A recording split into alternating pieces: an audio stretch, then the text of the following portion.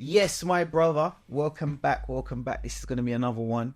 Welcome to Rum and Reasoning. There we go, brother. So without further ado, I've got something I want to really share with this one. So I'm going to get straight into the rum that we are reviewing today. Today we have Ron Medellin. Medellin. So this is a Colombian rum. Yeah. They do this in a 8 years and a 12 years. Okay, so this one I wasn't able to get the 12 years, so I actually got the 8 years.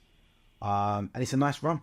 It's actually the first Colombian rum that I tried. What did you think of it? Is it spiced? Not, Because it's heavy with the vanilla. it's not a spiced rum. You may be detecting some notes in it. Okay. All right. So there was a criticism recently about me and my pro-Jamaican rum choice. Yep. And I can see why you're so critical, because Mr. Moore, Ziggy, you need to expand your horizons. This is a flipping beautiful rum. It's nice, man. And this is another reason why it's important to travel. Because I hold my hands up. Chris has this over me. He's very well travelled. Yeah. Because to me, every day it's like, blah, blah, blah, Jamaica, yeah? Yeah. But this is It's nice. This is a beautiful. It's nice. As a rum drinker, more so, I'm not really into whiskey, so I can't speak for whiskey, but there are so many, just kind of like rums from all over the place to try. And it's wonderful. And you know what? There is better to come. This is the first one that I'm introducing to you from Colombia. Can I say something as well? From Medellin, and the 12 years is better than the 8. Right. Obviously. And it would be a sin to chase this with with stuff like, What have I got here? Tropical juice. whatever. Don't. Yeah. This can drink straight. This is a beautiful rum. No, 100%. You can drink this straight. You can drink this straight. I've got a few activities to do later on today, so I'm more running my rum as a bit of a kind of rum punchy kind of vibe, as opposed to a straight one. But it definitely is a beautiful rum that can be had straight. 100%. It's of that level. Yeah. So anyway, without further ado, I am going to talk to you about something that I experienced. Yeah, man, Chris, talk to me, man, because I know this is some. Let me lie down on the couch. I'm gonna bring in my education perspective. Yes, bro. But I really want to hear, because I know it's something that's No, this is a random one. So this is something that happened to me. I was walking the dog, and as you do, I kind of walking around the suburb area, and I don't know, like it's just going through that interaction of meeting another person, and you kind of go for that kind of nod, that kind of hello, how you doing, and I didn't get that. There was no hello, right? This is like a older Caucasian lady, out on the dog run, and I don't know, as you do, I don't know if you do this, but I immediately started going through some various different scripts in my mind, right? I'd be like, oh well, as to why there was no as to why there was no response, right? And usually it's the outlandish ones, right? Usually it's the kind of racist. Oh, she's racist, or oh, is it because I'm wearing a hoodie? Not hoodie, but whatever it was. Is it because I'm black, basically, innit? But I went through various different scripts, and then quite quickly those ones kind of fade away, and you get a little bit more realistic, and you're like, well, who knows? Maybe the person didn't hear me. Maybe they're having a bad day. Whatever it is, who cares? And then you crack on. But what came to me, right, is as a black guy, right, we occupy such a very unique space, right, in the UK. I remember listening to a radio show. That's how long ago I heard this particular information, where they were discussing this concept of the black tax. Have you ever heard of that before? Yeah, I think I heard Bashi talking about it. So this is this basically is the thoughts that went through my head in that short few seconds of that experience. I thought to myself, well, you know what? It's such a unique position, because no other kind of race, I don't think Turkish guys or Indian guys go through what we go through, where in a sense where you could be walking on the side of the road and that black tax kicks in, where you say to yourself, well, you know what, because I've got a hood on, maybe I'm an investment banker and I'm earning 200k a year, But because I've got a hood on, I know that I'm going to be perceived in a certain way, because not only have I got streetwear on, but I'm also black and I'm really dark. So I'm immediately going to be associated with that character on the bill who's doing X, Y, Z. I'm immediately going to be assumed to be some kind of rapist because it's nighttime, the street lights are on, and I've got a hoodie on. So let me take my hood on. Yeah, let me take my hood off, and reveal my face so that the person alongside me feels a little bit more comfortable. You know that someone might clutch their purse or clutch their bag a little bit tighter, even though, respectfully, you might have way more money than them, or just it's got no there's no real connection for someone else. But it's just, it's, you know, yeah. If something goes, if you're on a staff training do and someone all of a sudden says, I can't find my phone or I can't find my bag, you know that for some reason pressure, there is just going to be a different kind of energy where you're going to have to kind of, you know, be a little bit more open to as to, you know, where you are or where your hands are or where your stuff is or where your bag is. Oh, was my bag or my rucksack a little bit close? So these are kind of it's kind of a unique experience to us, right? And it made me think that because of that uniqueness in our experience, it makes us a little bit more robust. So immediately, as that person didn't say, arguably, but immediately as that person didn't say hello, I was kind of like on with it, didn't care, didn't matter, it's not a big deal for me, like this is nothing. Like, do you know what, the kind of things that I kind of go for, I'm not really gonna, these are all the things that I was telling myself, or maybe I don't know, but I'm revealing the inner workings of my mind, right? And I was thinking to myself immediately, do you know how much we have to go through? Like socially, we're just like dons, because we're used to going through all of that and we can adapt. And I thought to myself, this would be something powerful if it was really seasoned and taught and harnessed. Yeah, that's a good word. And taught amongst our young people to realize, you know what? One of your superpowers is, because of all of these different experiences that you have, interacting in a society where you are kind of marginalized and immediately associated with all of these negative stereotypes, but yet you're still the same person who has to go into a training exercise with 5 other colleagues and come across as being charismatic, even though you've got all of these little negatives against you, right? You're still the same person who has to you know, kind of shine. Do you know what I mean? On a work interview, even knowing that when you walk into that interview, maybe you've got an X against you because you were told to wear casual clothes, and naturally you look a particular way that fits a particular stereotype in casual. Do you get where I'm coming from? Mm-hmm. So I was really interested to explore that with you and get your thoughts, because I think it's something that we really could convey and discuss and break apart. I think because of how you are, it's how you viewed it. So you could have taken it and been like, "Oh my gosh, the racism and the affrontage of this woman! I will never walk my dog here again because I feel uncomfortable." Or you've taken it as you have and you've said, "Rah." It was you know what? You used the this word. Is a unique position I'm in, and you empowered yourself from it. Yeah, does that make sense? Yeah, I definitely framed it under a certain thing, and it was, like you said, I don't know if it was necessarily a microaggression or if it was something that I made. No, I'm throwing these terms out because depending on your mindset, it's how you view it. It's how you view it. You can frame it in any perspective. I tend to try and frame things in a way that will more suit me, as opposed in terms of keeping me in the right vibe. You know, really kind of high energy, high vibration, as opposed to things that are going to kind of lower that vibration where possible. It's not always possible. Yeah. But genuinely, I came away and I just thought to myself, you know what? We need to harness this. We need to teach our kids 100%. Because we all, although, you know, it may be something that you reckon that men are better. I think we all go through it in the black community, and it's something that we need to be aware of when it comes to socially playing the angles, knowing the angles. There's no one better than us. Nobody. So going back to your point, how do you then teach young men who are brought up in survival mode, who only know about what survival mode is, about the superpowers that they have? Because I think it's framing. It's not necessarily, I don't think that the space has been given to most individuals for them to actually have that moment of reflection to say, hold on a minute, yeah, I am really good at that. I am really good socially.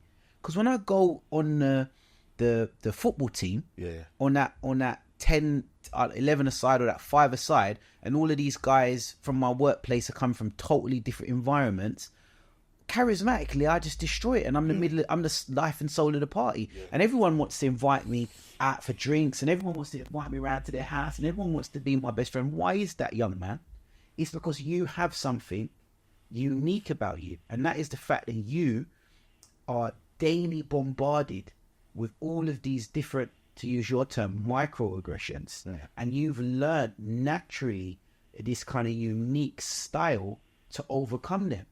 So that point, it all relates back to that the little walk and not seeing, and someone's just seeing you and dismissing a greeting that you give to them.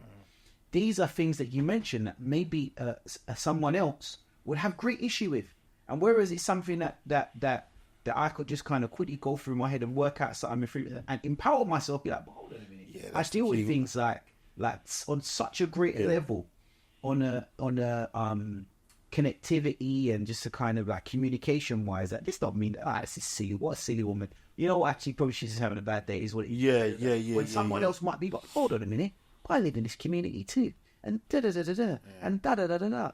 You get where I'm coming from. So I feel that's something that we need to teach young people, and I'm hoping that's having a conversation, to be honest with you as well, is something that empowers someone else to think, hold on a minute, for real, when I go to the boxing club and it's white collar boxing and all of them, man, I'm from here, why is it that whenever I'm in these social circles, I'm always managed to charismatically position myself into a place of acceptance? Because I guarantee you, everyone can't do it. No.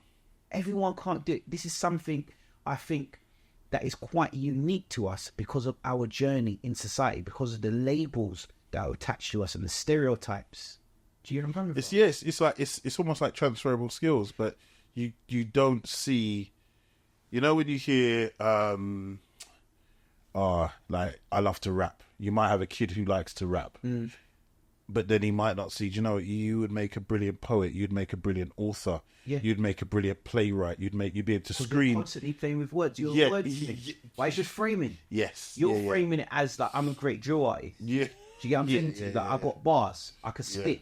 Whereas that is the same thing that George the poet does, right? It's just that it's framed differently. Do you get me? And kind of, you know, positioned differently, but it's the same skill set, arguably. But you've like, kind of already answered the question, which is why you've said the reason why people struggle to see it in a different light is because the majority of, if we're speaking specifically about black boys, grew up in impoverished areas and are therefore consistently in survival mode. Again, I'm not to bring in my teaching stats, but I think it's like 63% of the black British community children are brought up in single homes. They are. We're going through a what's it, cost of living crisis. Wow. Like, it is painful. So you're 100%. I'm giving you the stats to back up what you're saying as to why. Like, if all of these young people, a significant majority of them grow up in single parent homes, where you have one income coming in, in a cost of living crisis, where people are saying living in the UK is one of the most expensive cities in Europe, one of the most expensive countries in Europe to live in. How are they able to even think about exploring their talents? You know why it is? Because it's just messaging, innit? So I've got a different message to give to that young man who's in a single parent household. I've got a cheerful message there, which, did you know that you're a genius? Did you know that you've got a superpower? And your superpower is that you have been bombarded. It's almost like a Captain America thing. You've been bombarded with so much negativity from such a young age that you've relentlessly shrugged off, not even knowing that you've shrugged it off, that it's made your skin, do you understand, invulnerable. It's made you thick-skinned. It's made you learn very quickly how to size up people. Do you understand? And know what people's intentions are. It's made you very quickly understand how you can get a smile out of someone, even though they're very, very miserable. How that you can, de-escalate a situation. How you can take attention away from you and draw attention to something else, which is a little bit more positive. How you can walk into a room with lemons. Do you understand? But make that lemonade. Yeah.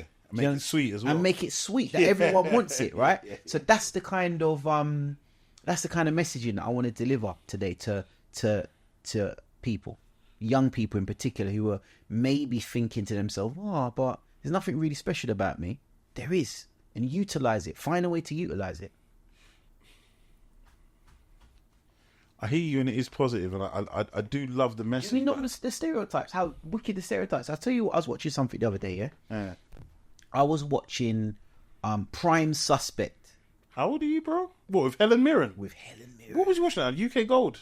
Something like that. What the hell? Something like Prime that. Suspect? And I went all the way back. Because you know what it is? I find most of the TV and movies and stuff today rubbish. So I've actually started going back and watching the old things, man. The old James Bonds, the old UK series, and Prime Suspect was actually the first couple of, it's quite gritty. Bad Boy, yeah. Quite gritty. I'm talking about the 80s. And when I went and watched the stereotypes, bruv, no, I'm talking about 80s. If it was early 90s, I was talking about 1990, 1991. They had some dread stereotypes, man. Do you get me? With some, the weird Jamaican accents, and all the black guys are just rapists and burglars and that. And I thought to myself, raw. You know what? Like the landscape of like TV and what they were portraying for black people in the 80s of who we were. Yeah. We were like literally like robber number 1, robber number 2. Yeah, but when you say robber number 1 and robber number 2, it almost sounds like this is a character who's got no words. Yeah. You just see them on the screen taking, but that's not the case. When I watched Prime Suspect, the guy who was in the episode was the black guy. His name's Colin something, and he played 006 in the James Bond with Pierce Brosnan. You know what I'm talking about, right? Colin Salmon. Right, Colin Salmon. Yeah, and I remember seeing him as articulate 006. He was a Bond. I thought, whoa. He was in Bond. He was 006. But he was a 00. He was a 00. He was a 00. Yeah. So I've always thought that he had his hat in the ring to be a Bond, right? Because he came across so slick. Good looking guy, well spoken, dapper, debonair. Do you know what I mean? Looks the part. Anyway, that never happened. But when I saw him in Prime Suspect, he was running some weird old Jamaican accent, chatting about, mama, just stuffed the tights in her mouth because she's like, I mean, she deserved it. And I thought to myself, raw. Is this how robber number 1 was moving back in? So you got to think, bro, like that is you say it's ingrained 30 that 40 is years. Something that's like 30 years. So a lot of the people who would have been like, and we're going back to the 90s, we're going back to the 80s and the 70s to see how we were portrayed. So a lot of people, the whole UK is just kind of grown up on that. Do you know where I'm coming from? Yeah. So it's like, do you know how ingrained these stereotypes are? All of that. Sorry, excuse me. You've got to combat. Bring the mic in. Yeah, sorry. All of that you've got to combat as a 12-year-old going into a secondary school, dealing with a teacher who's just moved down from Somerset. Yeah. Do you know what I mean? Grown up, realizing and knowing who black people are. Do you understand? From watching episodes of Prime Suspect, yeah. Bill and whatever it is. I mean, that's that. You know what I mean? Emmerdale and blah blah blah. Do you know what I mean? The ticket inspector at the train station. They've all grown up being ingrained with this stuff, and this is what we're on about on a daily basis. So we don't get that framing. Oftentimes we just think, well, it's normal. It's not normal. Like, we're dealing with things like, and we're overcoming it. Yeah. That's something to appreciate and be like, oh, actually, you know what? Yeah, let me big up my shoulders and square my chest a little bit. What does overcoming it look like, though? So you're saying we're overcoming it, but when I drill down on the statistics, it depends it depends who you're talking about and what overcoming it looks like for you. So I don't know. I mean, my experience, is that just like still being here, or no? I mean, I don't know. All right, so I'm more of a half full kind of guy when we're looking at the cup, right? And my experience is there's so many young black men that I'm seeing in black women as well, particularly as well, that I'm seeing in further education. I'm seeing in, when I go to the doctors, I'm regularly seeing young black pediatricians. I'm regularly seeing young black people as veterinarians. I'm in every aspect of life. Yeah, every bank managers. Yeah, people you didn't see that in the 90s. Yeah, people who are in banking. So it's kind of like, yeah, we are. We really, really, really are. People in media, people who are on social media, news correspondents, whatever it is. So really, we are. But are we really empowering ourselves to realize it's a superpower? Because there's so much stacked against us. We're not even realizing how powerful it is to kind of navigate in a communication way all of these kind of stereotypes that are against us, and still rise as that kind of charismatic kind of king or queen in the center of everything, all getting the main job. Do you know what I mean? Everyone kind of likes us in the workplace or in the extracurricular activity or whatever it is, down at the club, or down at the five-a-side. I think it's something that we really need to wear as a badge of honor. It needs to be framed. I do agree that the survival, the fact that we've been able to survive, and to some extent, maybe not the extent that we want to, somewhat thrive, is an amazing achievement. And I do think it needs to be reframed from a struggle narrative. But again, you've already established why we cling to this struggle narrative, because we generally feel it's part of our identity in this country, because that's what we're used to. We're used to struggling. We're used to the fight. If it's not the fight, it's almost like we're not interested. That doesn't necessarily relate to us. But there's so much, as you said, greatness. There's so much positivity that does relate to us. And so we don't always have to attach ourselves to the lowest common denominator or the struggle.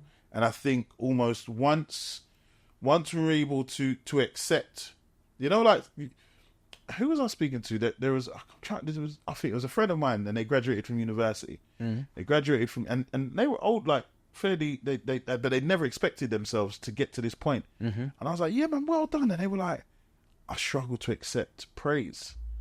I'm like, no, you've got to be able to accept praise to relish in your accomplishments.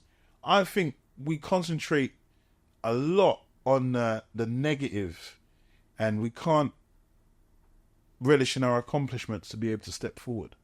Does that make sense?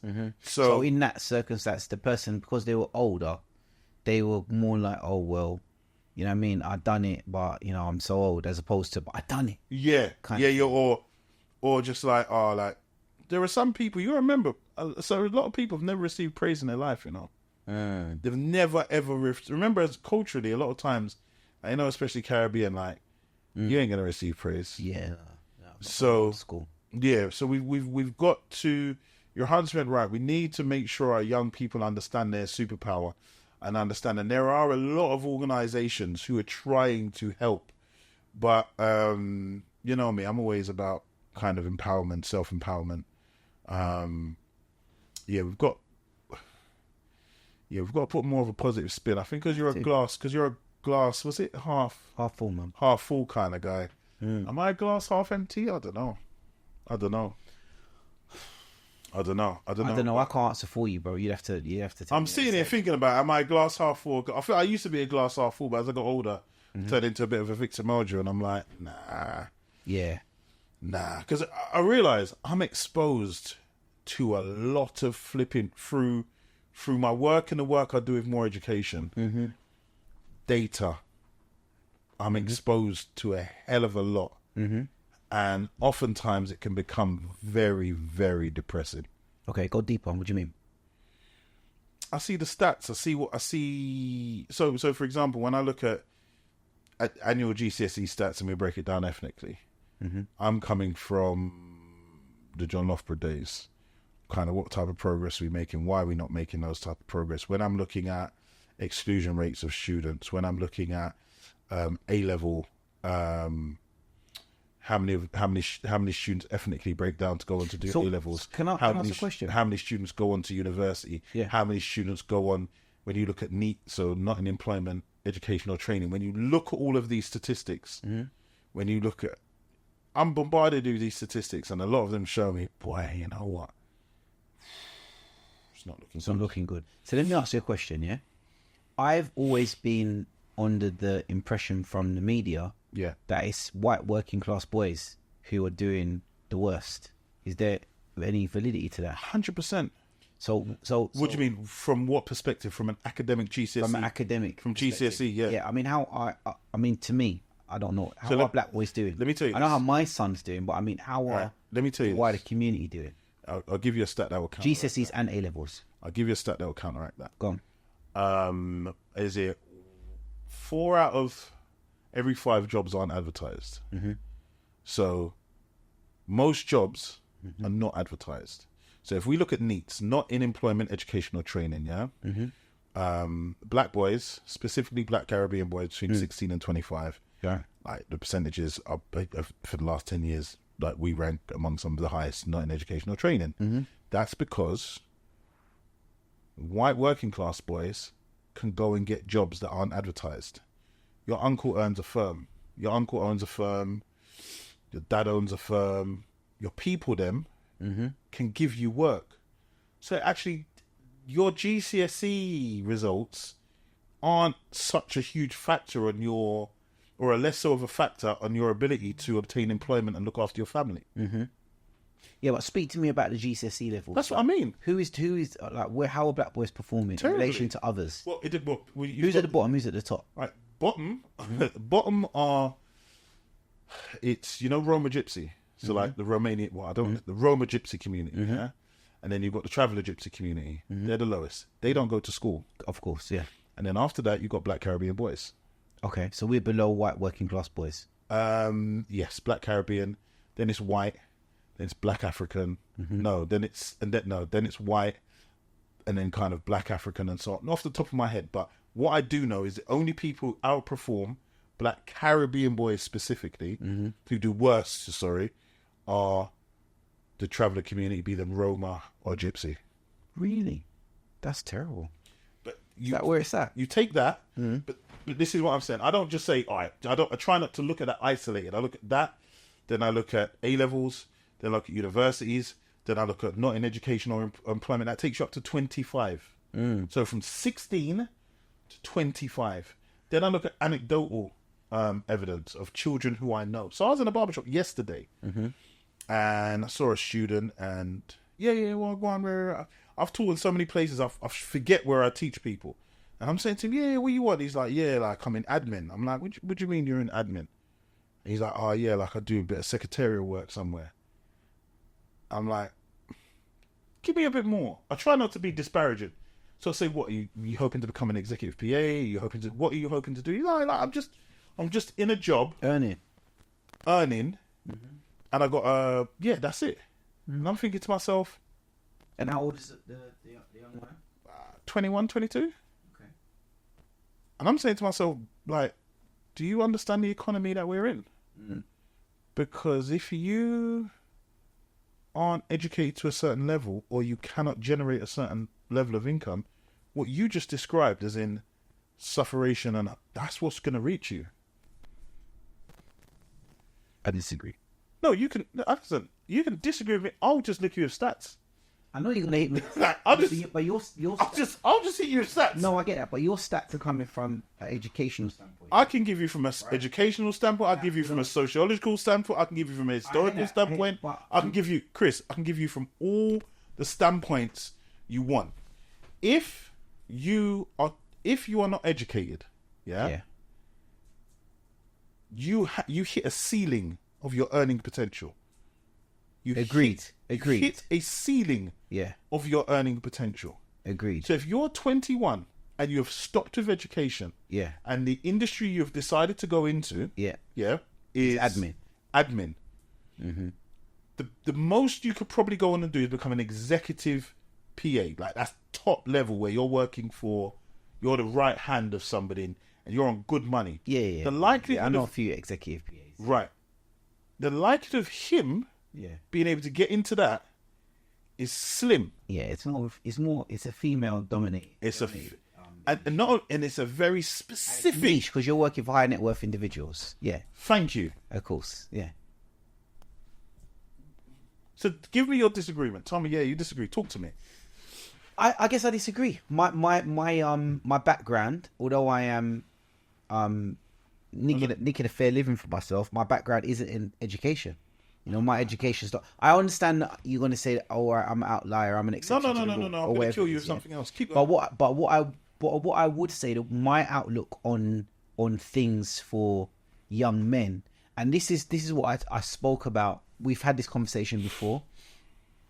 It's the transition.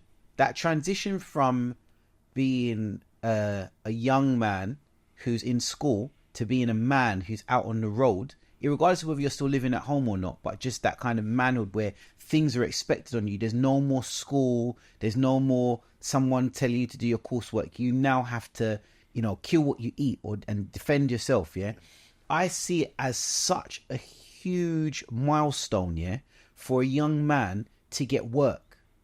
So whereas you may look at it from a statistical point of view, I'm looking at it in real world terms. And I know that getting a job and being able to hold down a job, whether you are in admin, which only has the top end of being a PA, or whether you are in doing domestic work, yeah, where the top end of doing what you're doing, it may be being the driver of the dustbin man cart, or whatever you want to call it, the was dustbin van? Dust cart. Yeah. Dust cart. There you go. Yeah, Rob, I'm telling you that has so much more impact than the stats and the statistics, because that makes you as a young man feel encouraged. That gives you the confidence to say, I can go on and do something else. A lot of the people that I know who may have started off working in Marks and Spencer's, or working in, showing my age, a Quick Save or a Tesco's, whatever it is, whatever basic job it is, next, yeah, just literally on the shop floor and on a basic role. I'm telling you, bro, like I see them segue from doing that to doing this. Why? Because it's a confidence. I'm just going to pause. Go on. How old are those people? So now those people started in. You mentioned quick save. Yeah, those people are. How old are they now? So those people are going to be mid-30s to early 40s. Okay, they're not mid-30s. They're late 30s. So late. Don't skew it. No, mid-30s, mid-30s. So they're millennials. Yeah. Yeah. I'm not talking about millennials, and I'm talking about the opportunities that befell us as millennials. Now, we've spoken about the opportunity that we had, where in order to get your first property, in order to train in a job, in order to have access to things, this generation does not have that same access to wealth. They don't have the same access to capital that we had.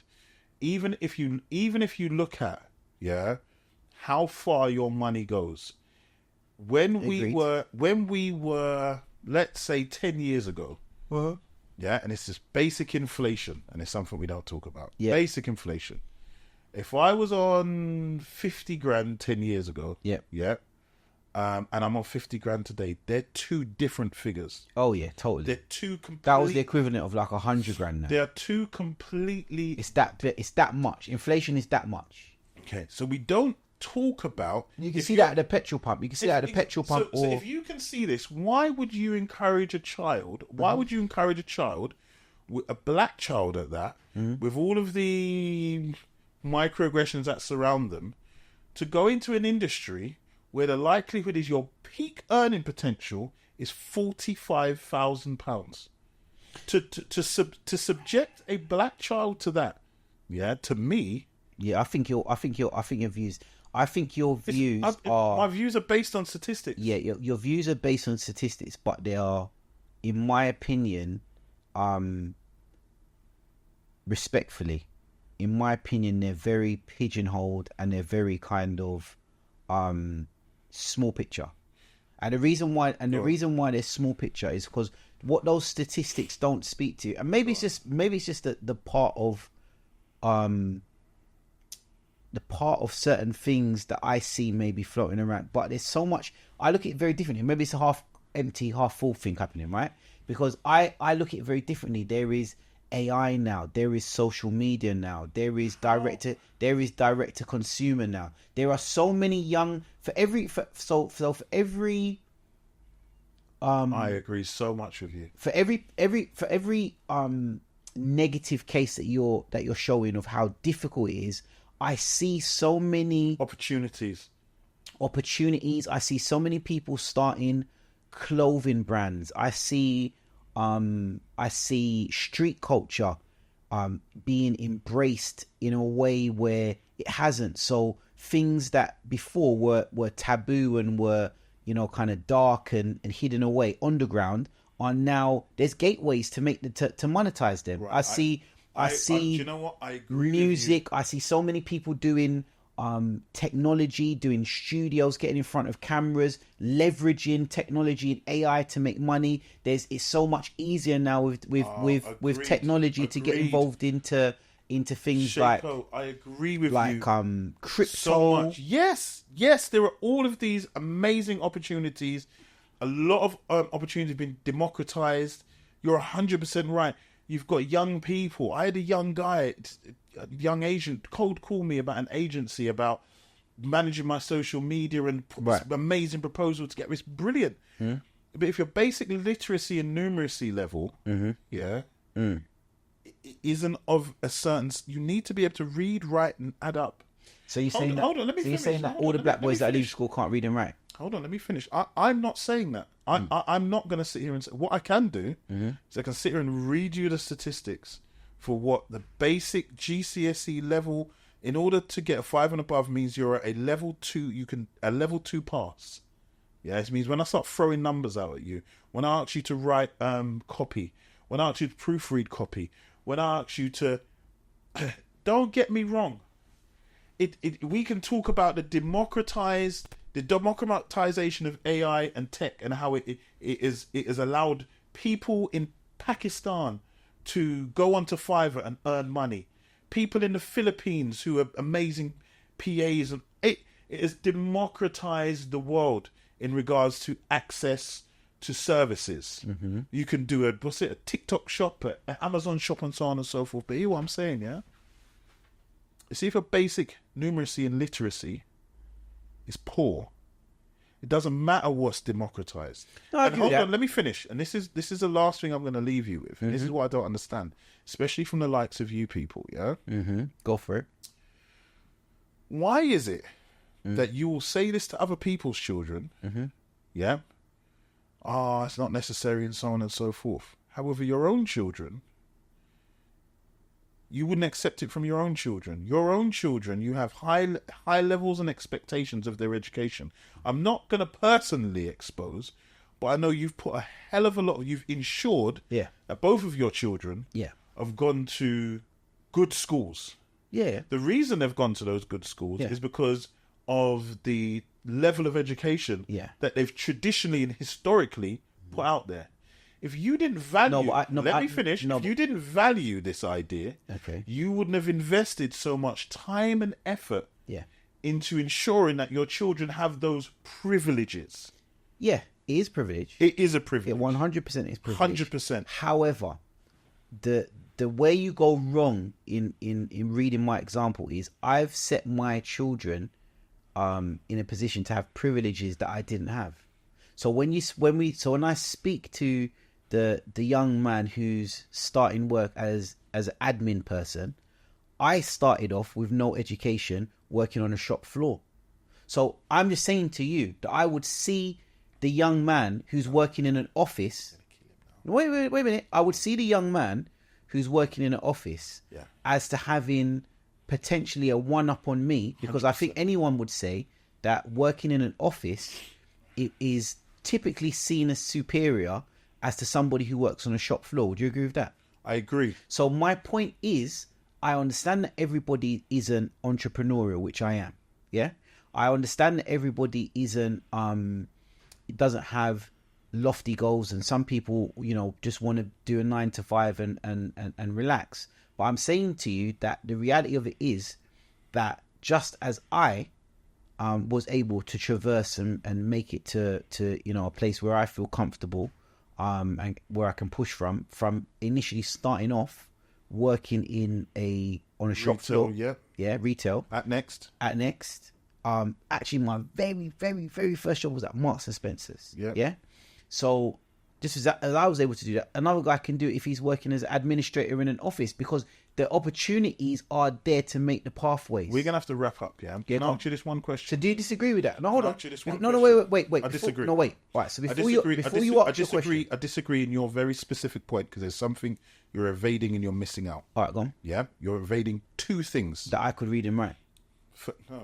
I'm assuming that you can read and write. Hold on. Two things. Oh. You are highly educated. Yeah? Yeah. You are very intelligent. Not on paper, though. Hold on. I am telling you. I said earlier on, I sat next to you in class. Yeah. Hold on. Stop. Hold on. Allow me to finish. Go for it. The expectation of your parents, specifically your mother, was that you were to go to university. Yes or no? Yeah. Okay, stop there.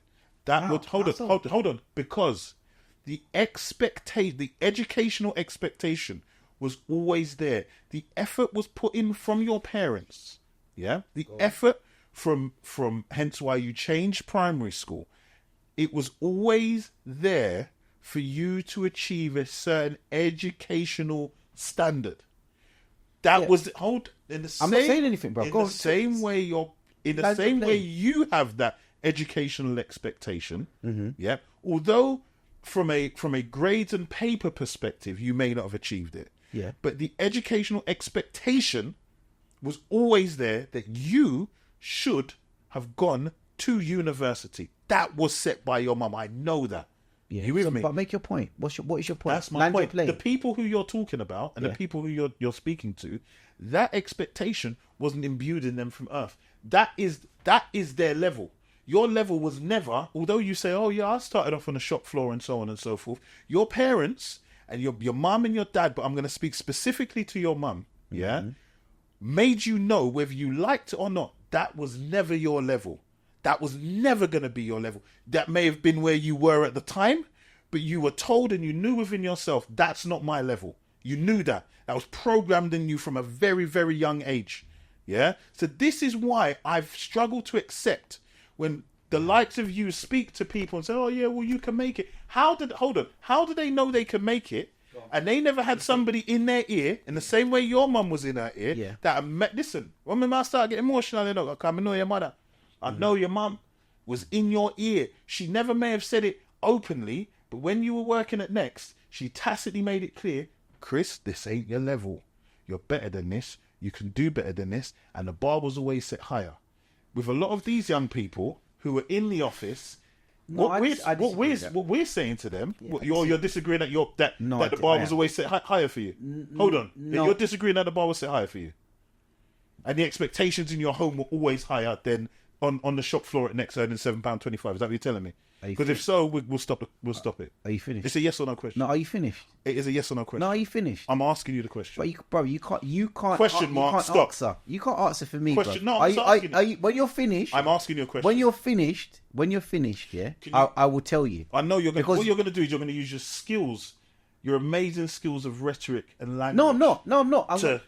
Go ahead. I'm actually going to tell you my story. Go on. If I have the privilege. Go ahead. Without you telling the story for me.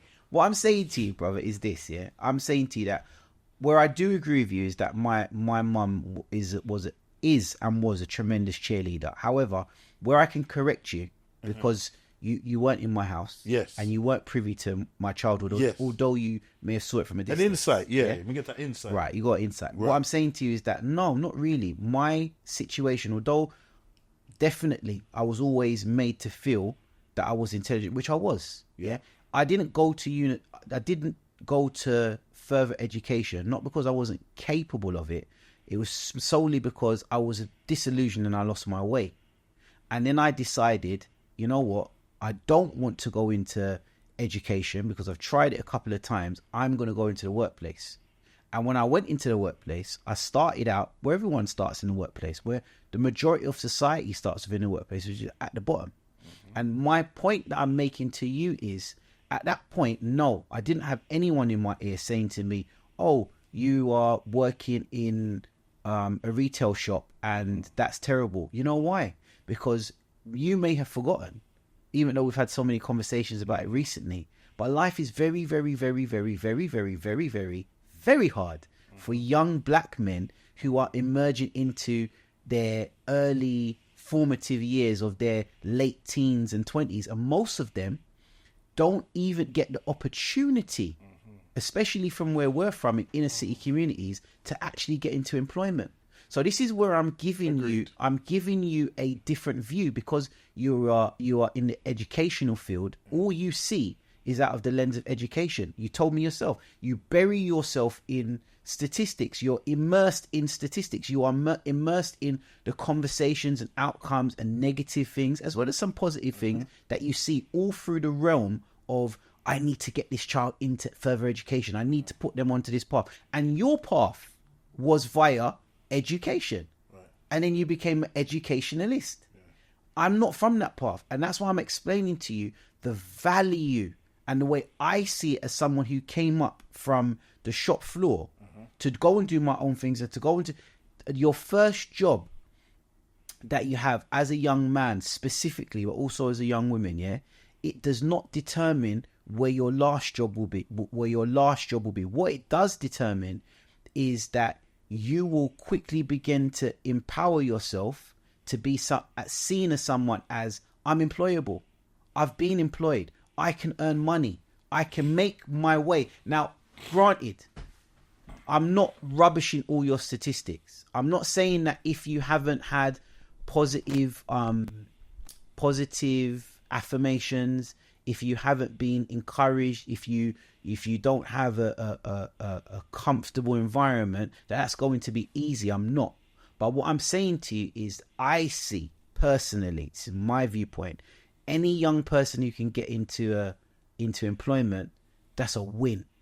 If you can then keep said employment for a period of time, yeah, a year, 18 months, 2 years, and get comfortable being seeing yourself as someone who could earn money, who can work with other people, who can cooperate.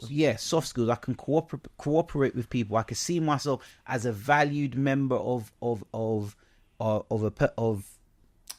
food chain, of organization. I'm telling you, bro, it can lead to quantum leaping into different things very, very easily. And it's just a different perspective. I agree with you, but at no point have you answered my question. What's the question? So you've forgotten the question.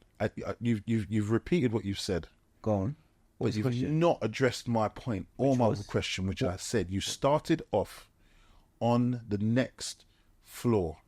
However, it was imbued in you. Yeah, no, I disagree. Hold on. So you disagree with the fact. I disagree with that. It was not. I agree with the fact. Hold on. I just want to be clear. Go.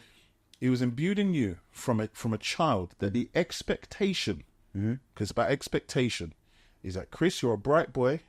You should go further in education, and the expectation is university. That was not the expectation in your home. No, it was the expectation. Okay, stop. Go on. That is what it doesn't. And everything you spoke about, yeah, I agree with. But you see, because there was an expectation I was going to go to university. The expectation was there. I use university but that you had. So you started off on the shop floor, but it was made clear to you, tacitly, yeah, that you are a manager, that you are a Chris. Yeah. Listen to me. Yeah, you are. Yeah. This isn't you. Yeah, you can do this. Find yourself. Your parents would be, fine. Make him find himself. The reason why you can't tell me this, and it's true on camera, I don't want to expose certain things. You don't come from that. That's not what was exposed to you as a child. You come from a privileged background where certain things, and we've spoken about certain things in regards to business and so on. So you may have started off on the shop floor, yeah? But in no way was that going to be your ceiling. You were programmed from a child to understand. Let me finish. Let me land. Because I watched you talk out your point. You were programmed from a youth to know the sky is the limit. And you, whether you've reached the stars or the moon, you have reached somewhere in Hold on, your potential. Yeah. You may have not gone down the university route, but you see the programming from your parents to let you know. The reason why enough of them youths. Listen to me. You're gonna go in. You're gonna go in and say to you, yeah. That could. He ain't had that programming, bro. I agree with that. That's all. But where I disagree. It's disingenuous for you to speak to him. It's not. No, it's it not. is because he hasn't had your program. He hasn't had your privilege. No, it's not. No, he hasn't had your privilege. Let me spell it out. You speak from a privileged perspective. I want to put some more flesh on the bones. Yeah? Okay. As I mentioned, my mum was a self-starter business person. Yeah, she started off employed, decided she was dissatisfied being employed, and she started her own business. My dad was a factory worker. Yeah. My dad retired as a factory worker and is now happily retired. Okay. They sent me to the same school that you went to, which was honestly not really much of a private school by the terms of a private school, but it was fee paying. It was fee paying. Okay, cool. It's very, very, very, very, very, very possible that I could have ended up in a bog standard 9-to-5 role. It's very, very probable. And if that was the case, I would not have been looked down upon in my family. No. And the reason why I'm laying out that context is because if there is a young person out there now, like I said, who hasn't had the cheerleading, maybe their parents are working in a normal job or whatever it is and they haven't gone to private school, you can't really say, bro, that I'm not saying to them that their ability to succeed is diminished. Let me put some meat on the bones. Yeah. One of my very, very first jobs in commerce industry was in recruitment. Yeah. And as someone who has recruited at a very high level for a number of years and been extremely successful, I was extremely successful in recruitment. What I established quite quickly was that the top employers, so we're talking about the top FTSE 100 companies, this is your Magic Circle law firms, these are your big engineering, big four accountancy firms, firms, all of them, the big tech companies, etc. They're only really interested in graduates who are coming from Russell Group universities, number one. And number two, they're only looking for people who have got very strong degrees. When I was reading CVs, all I would see is 2-1, 2-1, 2-1, 2-1, 2-1. It meant nothing. Yeah. I was sifting through 10s, 20s, even more CVs, scores of CVs, looking for a first or a 2-1 from a really good university with some kind of experience. These are the things that make it pop. 2-1s from the University of East London or whatever it is. No one cares. Yeah. So the point I'm trying to say to you is that I saw very early on the other side, as an actual recruiter, that education, although it is valuable, unless it's specialized and it is executed to extremely high level, it's a waste of time, in my opinion. And I'm saying that as someone who's recruiting for those companies. So the reason why I'm saying that to you is I'm preferencing, I'm not a person. I'm always going to give my children all of the tools that I can manage to give as a responsible parent who's privileged to be in a position to be able to provide those tools for them. Okay. However, I'm not going to tell them, and I've told my kids all of this from growing up. If you want to be a doctor, if you want to be an engineer, and you can prove yourself to perform at a very, very high level and get yourselves into the right schools and association, you got a great chance. If not, don't go to university to go and study media studies or study psychology. It's not working for you, bruv. You're better off getting into work and getting experience, because when I was a recruiter, the things that made people who didn't have those top universities on their CV stand out, what was it? Experience. I don't have a degree. Hold on. As an account, I used to recruit for accounting and finance. I don't have a degree. What do you have? I've worked in accounts payable and as an accounts assistant for 10 years for a bakery. So they could get in. Two things. Go on. I'm really glad that you can speak from such a position of privilege. Yeah. And unashamedly, and I think unashamedly. And I think speaking from that, speak. That's all I wanted to do is just. But I just want to hold on. You've completed your monologue, yeah. Go on. Make sure that the audience understand the position of privilege in which you speak from. Yeah. I already said, yeah, and this is what gets us out. And you know this. Go on. The majority of jobs, vast majority of jobs, Go on. yeah, aren't advertised. Yeah. They're not advertised. Yeah. So that means it's about your network. One, it's about it's about the network you're in. Yep. I can't tell you the last time, yeah, that I applied for a role. When you get to a certain level in industry, you don't apply for roles. People will say, listen, especially around there's something going on. There's something going, blah, blah, blah, blah. And you know this. So therefore, you have to be within a certain networks. We're not in those networks. So we're applying for the 20% of roles that are advertised. Yeah? 1. 2, you already said, I look through the CVs. Yeah? When I was a recruiter. When you're a recruiter, you look through the CV. So your name is in the pile. You may not be recruited, but your name is in the pile. You're in the game. At some point, it may take a year. It may take 2 years. It may take longer than you actually expect. But by your own admission and words, yeah, you're going for the one who's the first, who got his first from LSE, who got his first from King's, who got his first from, yeah, and he was able to get some work experience because Daddy hooked him up with an internship where he didn't have to pay. So because he had such whatever the circumstances are. I get it. Yeah. Like, please don't think I don't understand what the job market is, but the point is his CV was in the list. You can't... No, but everyone's CV's in the list. That's my point.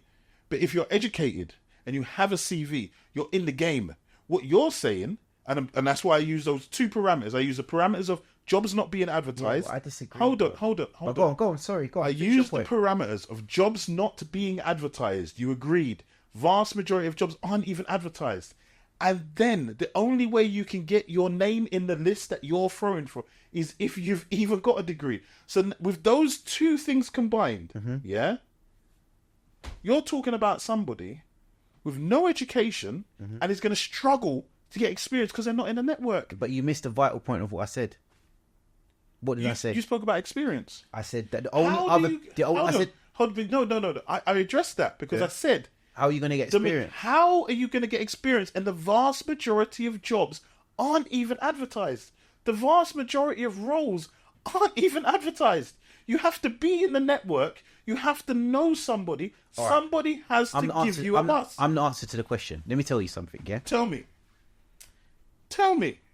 In order to get into recruitment, yeah? Right.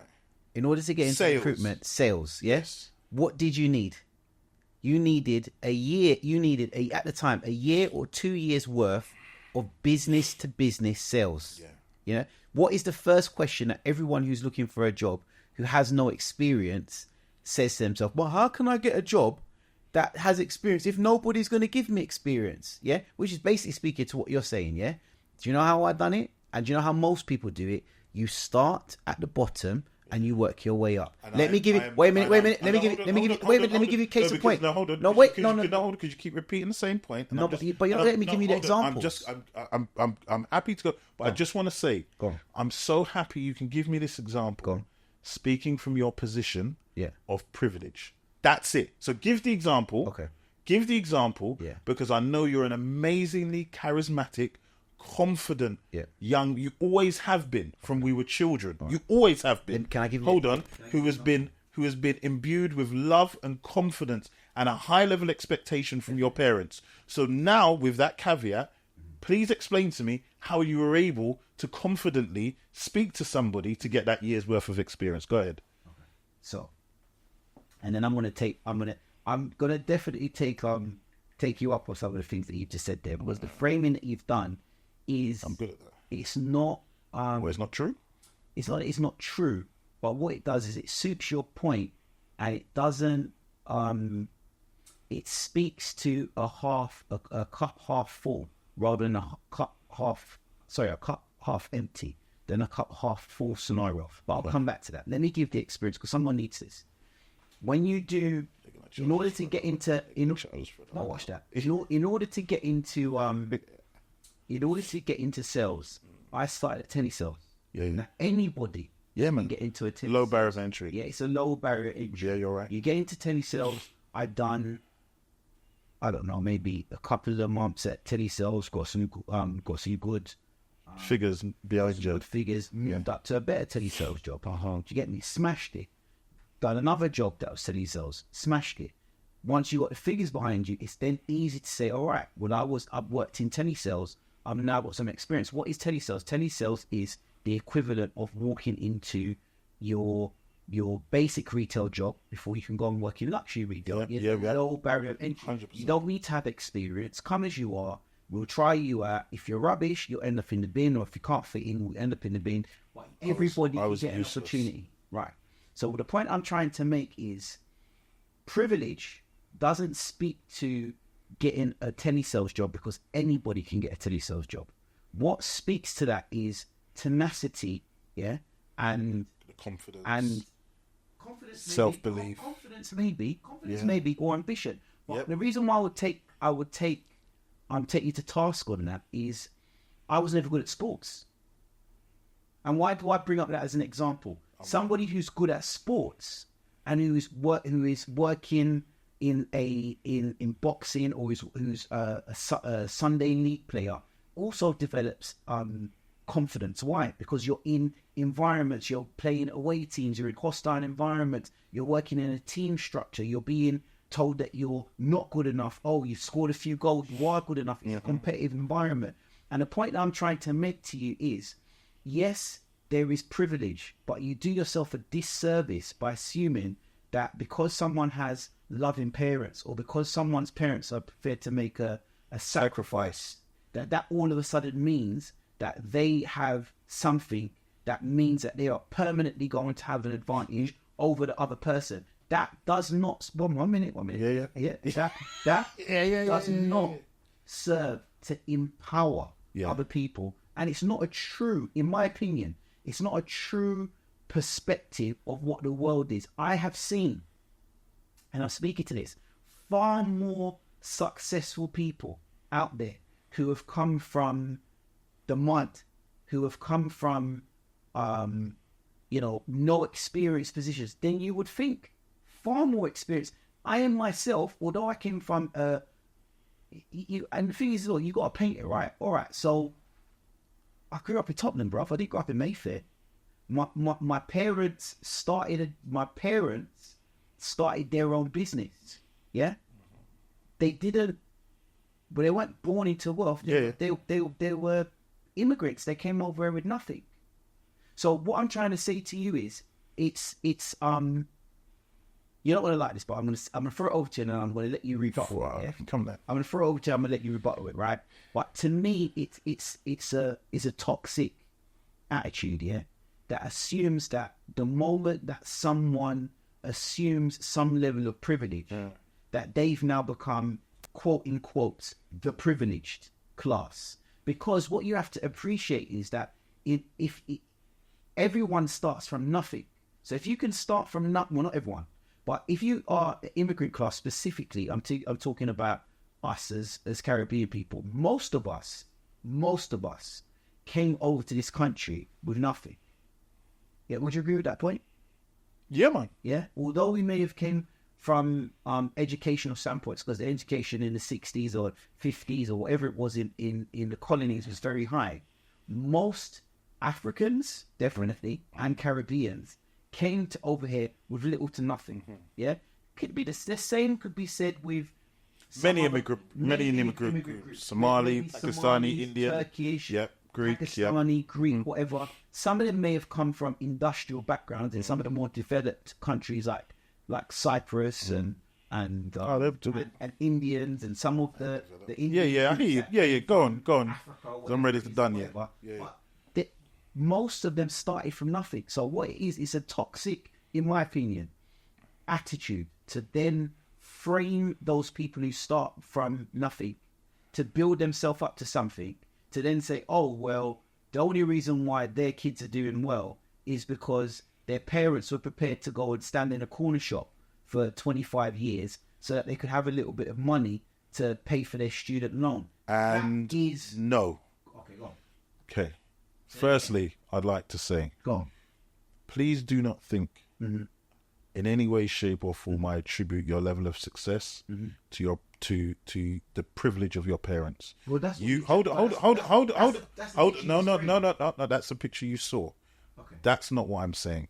I've seen your journey, and you as an individual. But what I'm saying, you as an individual have played a huge part in your success, your tenacity, and so on and so forth. The point I'm making is hold on. The point I'm making is for you to speak to children. No, I want to stay. Hold on.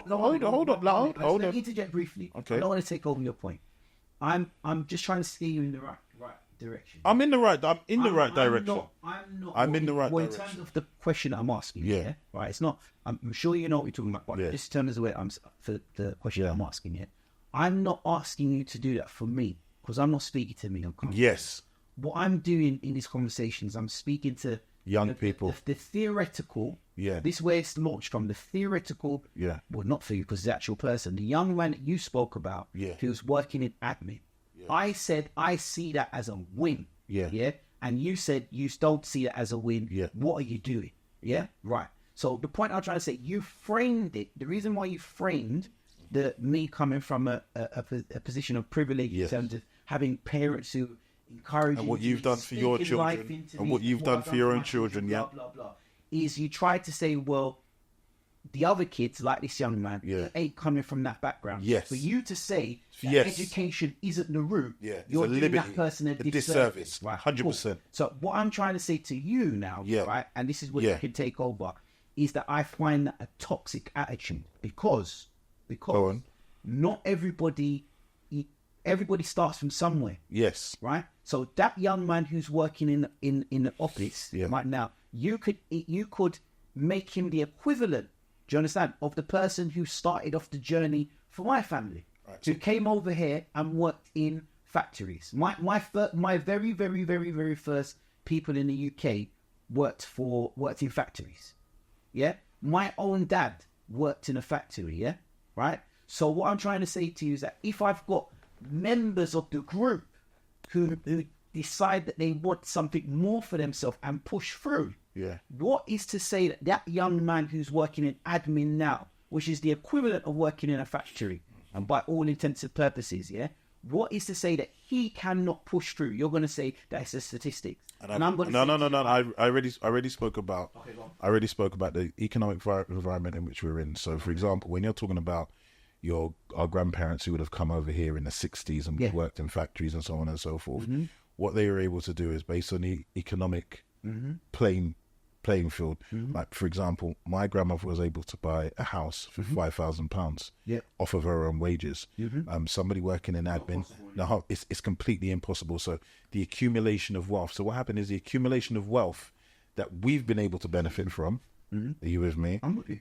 And the expectation and the standards that we've been able to benefit from both of our parents. Let me not. I've specifically. I appreciate. I've framed it in a way to draw out Chris. Yeah, but I'm going to say both of us, both of our parents. I've spoken a lot about the same school. My expectation of my mum. You were there. So on in the same way. You went to the same private school. I went to the same private school you went to. I got the extra tuition. I got the extra this. I got the extra that. The expectations were set there. The point I am making is it is unfair for us, because oftentimes we make these to speak about these issues, about that youth, from the position of privilege that we are.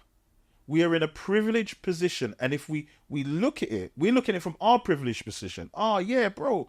Like, hold on, let me think. I know you don't. I'm listening. Oh, yeah, bro, no, trust me, bro. You can make it. You can this, that, and the other. No disrespect. The things that you were talking about earlier, where you were saying about that survival mentality and so on and so forth, which we know has a psychological impact on...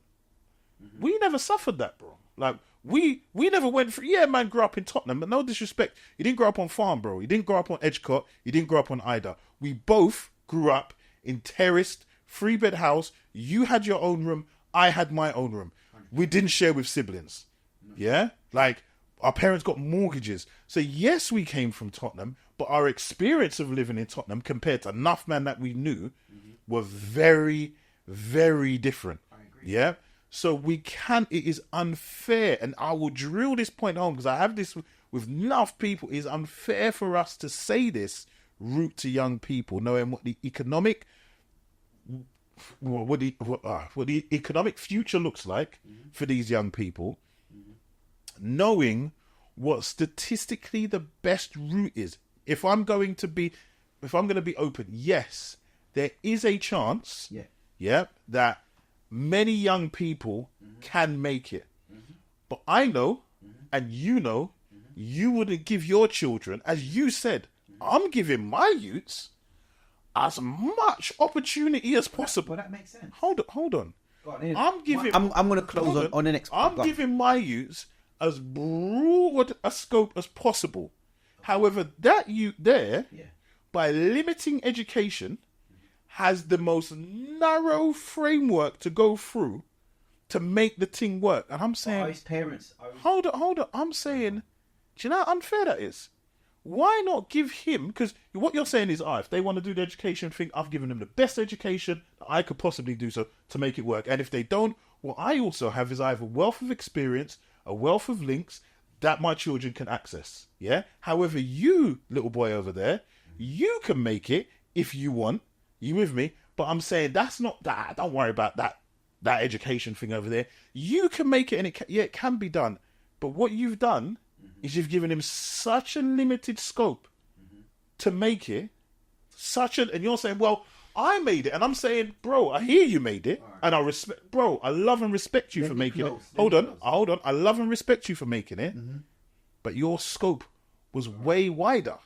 So you can close. Let me close, and then I'm going to let you have the final words on this. No. Yeah, but this is my perception, right? And I'm just throwing this out there. I call, in my view of the world, I call a lot of that perception of things exactly that. It's a perception. Yeah. You have your perception, and although it's definitely backed with lots of facts, statistics, anecdotes, life experiences, everything we've grown up to see, 100%. all of our friends that we could look at, that we grew up with, where we could see it all. Yep. Okay. So although that very much is the case, I have to say, right, that I have seen many examples of the fact that the most important thing that you can have going for you is a burning desire and an ambition to really want to make it in life, and determination to make it happen. And is that helped by having a great education? Absolutely 100%. However, unless that education that you have is of a high level, specialized, and you're going into a specialized field, the likelihood is that having actual credible work-life experience is actually where you want to view yourself. And I speak to that not as a person who's working in a various field or business, or who's managed to make something of themselves without a degree, which I have done, right? Although, granted, like you said, I've had a great family. I've had cheerleaders I've come from. I read a lot. I've got great people behind me in my corner, whatever it is. I came from a 2-parent household. All of that income, I'm not trying to leave that out. However, I have seen that it's possible to do it if you are determined and you need that experience. And I'm saying that as a recruiter. I've recruited for some of the top companies in the UK. And I'm telling you, if your education ain't specialized, you're better off to get some experience. Start at the bottom, work your way up. Is it going to take longer? Yes, it is. But anything that's worth it, it's going to take time. That's my final thoughts, and I'll pass over to you. Okay. I'll wrap up by saying, you've made some good points, but I've continued to say what I'm saying, and I understand how narrow it is. yes, I have statistics. There are people who have made it. Yeah, there 100%. there are people who have made it, but we tend to focus on those who have made it, as opposed to the dearth of people who, if we were to go out right now, we'll walk onto the high road, we'd find a plethora of those who haven't. The best and most likely route of you making it, which is the same route your parents tried to provide for you, and you in turn have gone on to provide for your own children, is through an education. Yeah? Yep. I do agree with you. It is better to be specialized, but it's better to have something rather than nothing. Because to be an unskilled, untrained, uneducated black man in the UK, it doesn't bring it all the way back to what we were originally speaking about. Yeah, you're going to find it very difficult to enact your superpower. You're going to find it very, very difficult. If you don't have an education. Listen, to enact it, you can have the superpower, you're not going to be able to enact it. You're not going to be able to activate it. Yeah. So I wrap up by saying, unless your father, and this is what I say to young people, is your dad a business owner? Your uncle's business owners? If your dad's a business owner and your uncle's a business owner and you guys own whatever of shops, like many of my Turkish, I taught a lot of Turkish, them man, they did business about GCSEs. And so said, so done. Yeah. Many of the young guys who I taught in my early career 15 years ago, flourishing, big business owners now. Yes. They were running. Yeah. However, the same black boys that were in their year aren't business owners. And you put that down to the fact that they didn't go to university. Now I'm asking you just a simple question. That one is. And let me explain this. The higher your level of education, the less likelihood you are to engage with levels of crime. I agree with that. So the higher your level of education, the less likely are you are. So if you are a young black boy from Tottenham, and what is the biggest thing that will deter you from engaging in a life of crime will be ensuring that you get the highest level of education possible. From there, argument is done. Can I ask you one question? I hear a lot of... Can I ask you one question on that? Of course you can. I hear a lot of... And the thing is, I used to agree with you. You don't need to go uni. It's not the only way. I don't think you ever agreed with that. No, 100. Listen, I wouldn't lie. I wouldn't lie. I can listen. I've no reason to lie. Yeah. Yep. I used to. I see you as disingenuous. I'm not being. You can say that. Everything in your journey speaks education. Hold on. I take that as very disingenuous. Just because I went to university, I appreciate. Yeah, that was my journey. Yeah. But as I've hit 40. Yes. See, when I was 30. See, when I was 25. See, when I was 25, 30. Me and certain man were on par. You know. You didn't go. See, as I've hit 40. Yeah, there is a flipping stark difference. There's me and there's you, a couple handful of man, and those guys were exceptional. Those guys who have made it and are on par were the exceptional ones. You can be average, go to uni, and kind of work it out. I respect your opinion. I respect your opinion. Listen, I respect your opinion and I respect you, but unfortunately, they are. Listen, I would love to. And the reason why I can see we're going to constantly have discord is a statement you made earlier. You said your privilege, you can see it, but you want to test it to privilege. And my point is, what I've had to learn, and almost unlearn, is I actually speak from a position of privilege, because what I've been exposed to in my real life, and then I've dug down on the statistics, and then I've looked at it through my business lens. I'm like, I can sit down. Listen, let me round it off on this. Yeah, I've got one more point to this. Hold on. Sorry, go on. Hold on. This how you know the government's a bump. Yeah, go on. You know they can work out from birth where you're going to end up. Yeah, 100%. So I can get a kid in at more education, and we do a pre-interview, and it's so bad that my son he may be doing whatever he's doing. We need to kick off in the kitchen. He may be listening. He's heard enough of these interviews, to be able to tell me where that person's gonna end up. He could probably tell you what the person's GCSEs results are going to be just from listening to me ask questions about the parents. Forget me. That's my son. Yeah, and it's mean, it's horrible, but I'm gonna stop here. All right, this is Rum and Reasoning. Rum and Reasoning. That was a good one.